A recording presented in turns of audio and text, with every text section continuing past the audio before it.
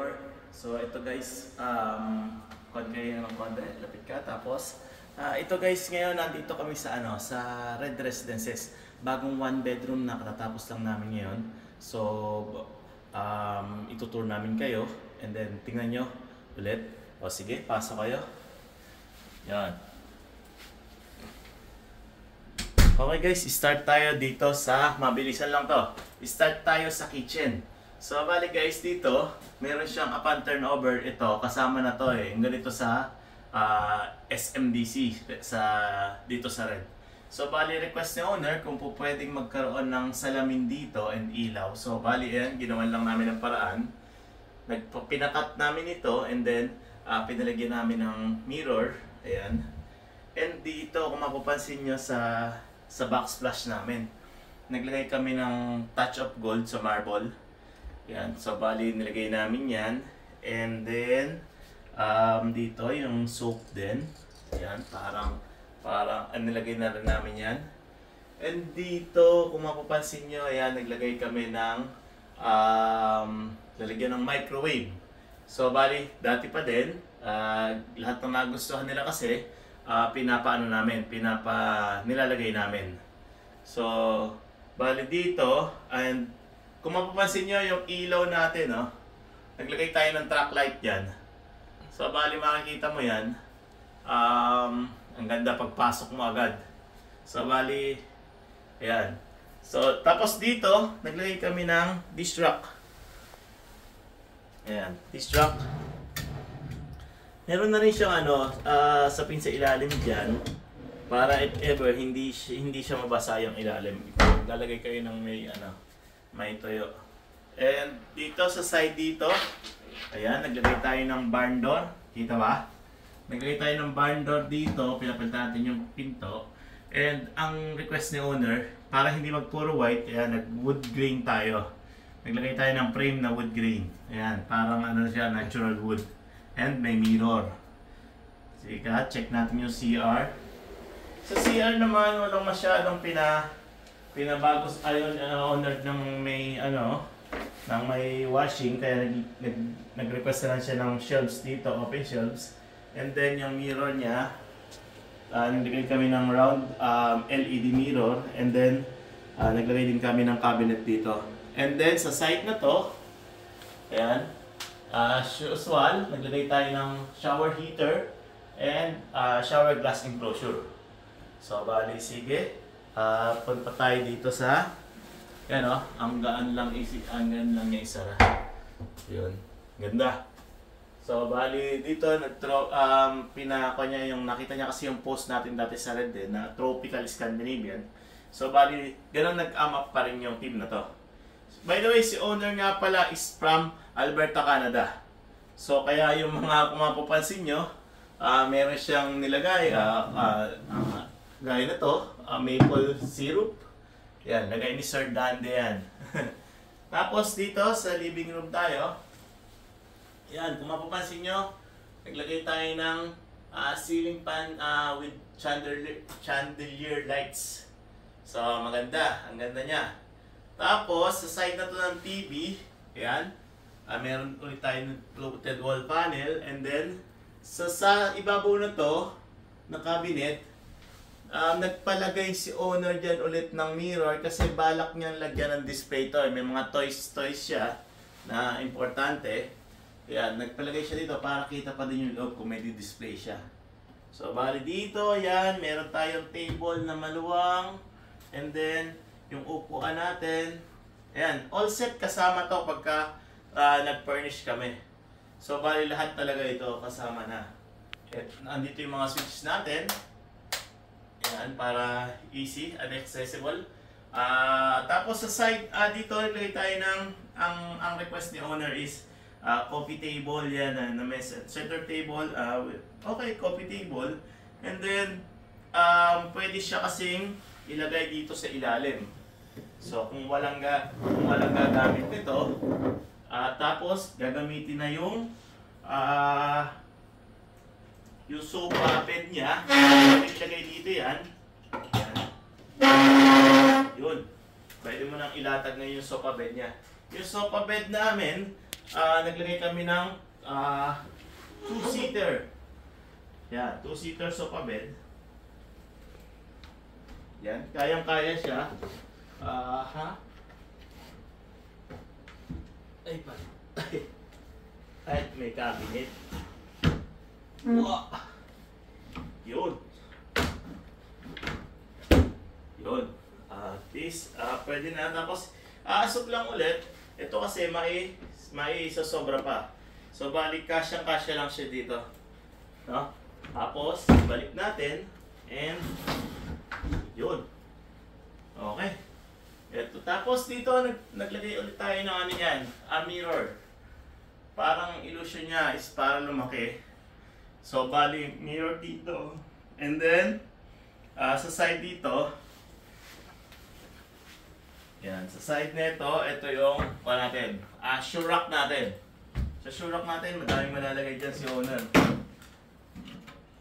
Yan o. Ang daming storage nito.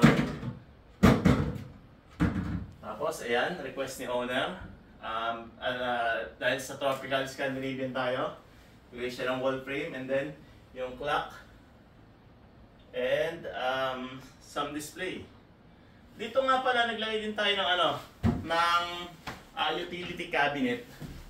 Dito po pwede nating tanggalin naman yung mga divider na to. Yan. Mga tanggal na may divider na to kung sakaling gusto niya yung ilalim, gawin lalagyan ng dustpan. Or vacuum, walis, yan, pwede. Yan. Tapos, ayan, balik muna natin yung yun. Nakita niya may mga display natin, oh. Ayan, may pinadala din si owner. Books. Maple Leaf Forever. Ayan, from Canada. So, tapos, eto, pinabago ni sir, pinagawa niya ng full sliding na glass partition. So, bali dito, pwede mo siyang isara lahat. Ayan.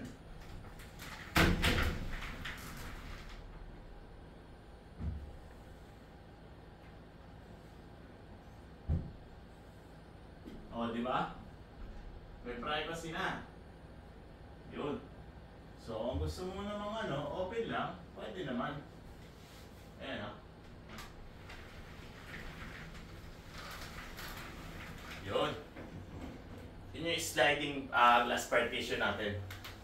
So, tapos guys, dito na tayo ngayon sa sa bed. Dito sa bed, naglagawa kami ng naggawa kami ng full double. Tapos, kagaya pa rin ng dati, naglagay ulit kami ng ilaw. Yan. Ito guys, ilaw kagaya ng yun. Ito, may mga switch din siya. Kung ayaw gamitin, pwede nang patayin. And then, kung magbabasa siya sa gabi, mahilig sa books. Yan, di ba? Yun. Tapos guys, kung mapapansin nyo yung wall frame natin, yan yung request ni owner. Wall art yan. Also, siyempre sa Marine Lake in Alberta, Canada. So, bali pinagawa ko yan, pina-customize ko yan para na rin makakuha ni owner yung yung gusto niya. Tapos yung mga ilaw dito, ayan, naglagay din kami ng very cozy na ilaw. Tapos, sa side na to, ito. Sa side na to, ayan, meron tayo ditong vanity table, and then naglagay ako dito ng ottoman, and then storage din ang ilalim. Kung mapapansin nyo, ayan. So, bali hindi naman siya tao space, and then kung may balak si owner na, dito, pwede naman dito kung may studio, kasi si Sir Ivan, yun nga pala, si Sir Ivan James, yun yung owner nito, na anak ni Sir Sam. Binabati yun, nagpapasalamat ako. And then, ayan, nagpalagdag din sila Sir Sam. Dinala ni Sir Dante ngayon, na ito, Dreamcatcher, yan, mga display nila. And nga pala, gusto ko magpasalamat guys sa owner nito, yun. Nagpapasalamat ako Sir Ivan James from Lethbridge, Alberta, Canada. And then syempre also mention kay Sir Sam, kay Sir Dande, and Sir Christopher Sam, and kay Ma'am Lorena.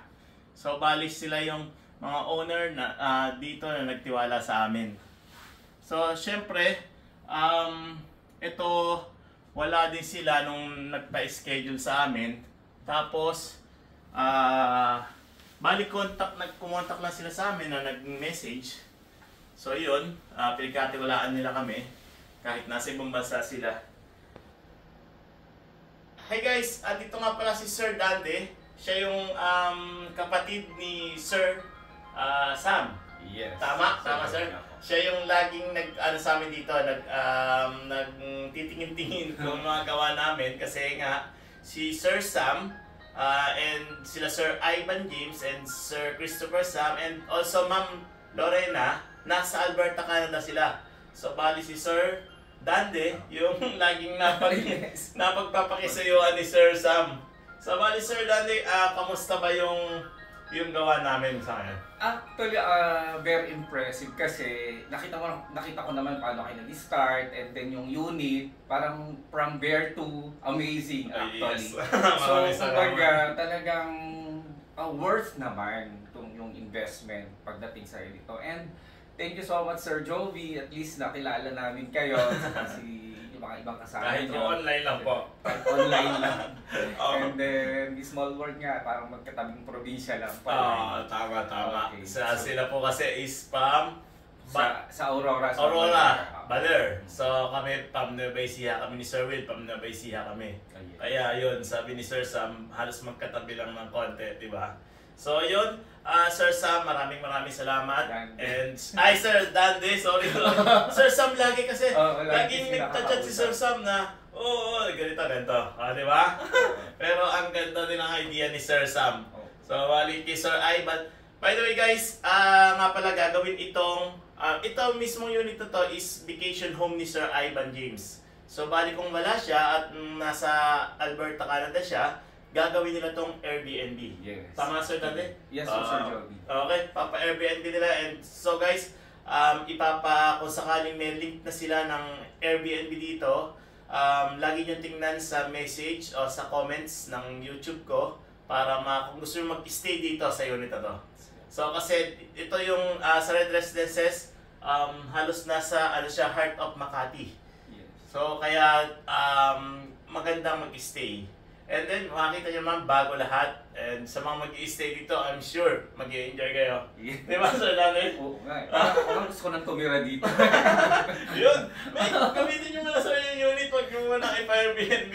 So guys, ayun, maraming salamat ulit sa pagtutok and subscribe sa JB Condo Decker. So, bago pa lang po yung page ko kasi medyo busy na si Sir Will, Blasa Realty TV.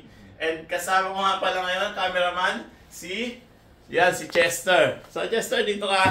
Gawi ka dito. Ayan, Chester. Ayan si Chester. So, ayan. Kasama namin ngayon. Siya yung nakuha kong cameraman. And guys, maraming salamat sa suporta. And sana subscribe kayo sa page ko and channel ko. And YouTube channel ko. And syempre, maraming salamat kila Sir Dande and Sir Sam, Sir Ivan, maraming salamat ulit sa pagtiwala sa amin. So guys, thank you again. Maraming salamat ulit. So, see you next vlog sa ibang project naman namin. Thank you. And ipapakita ko rin sa inyo yung mga amenities dito sa Red Residences in the end of my video. So, thank you ulit. Bye!